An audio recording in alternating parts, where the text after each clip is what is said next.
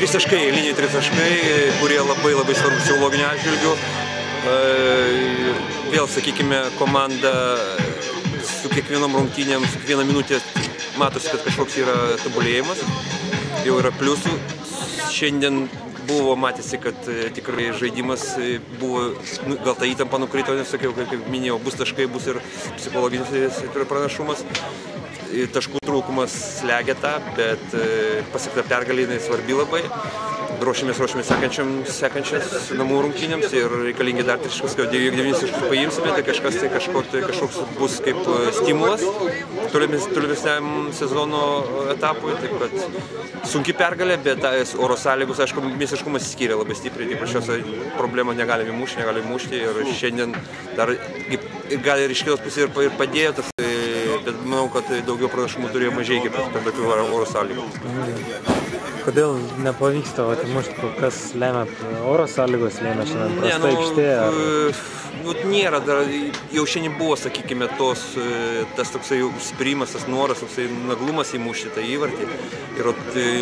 Ir Raskovas žaidė iki galo, ko jam reikėjo, gal to įvarčio ir trūko.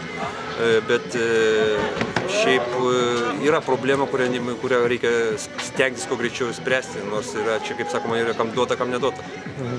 Tokios pergalės galbūt rungtynių pabaigoje, kai įmušamas įvartis, galbūt dar emociškai tokias labiau komandą džiugina, negu, tarkim, pergalė pradžioje. Vyrai supranta, jiems atiduota tiek jėgų ir sužaisti, matys iniciatyvą, aišku, buvo tikrai pelnytai mūsų ir prašiausia su kiekvieną minutę vis sunkino, kaip sakoma, įvartis nekrenta ir ačiū Dievui, kad viskas taip įvyko, bet aš manau, kad tas sunkus darbas nuo pat pirmų minučių, kuris buvo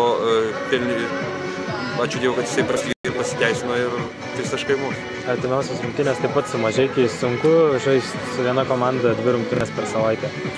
Taip, nieko nėra, kaip sakoma, net neįdomu, bet visai bus kitos rungtynės ir namuose, pirmos rungtynės namuose, sakykime, po tokios ilgesnės pertraukos. Taip, kad psichologiškai labai sunku bus jos nuteikti, nes mėsiškumas geresnis, bet tikėsimės, kad rezultatas bus taip pat teigiamas ir tikėsimės daugiau įvarčių.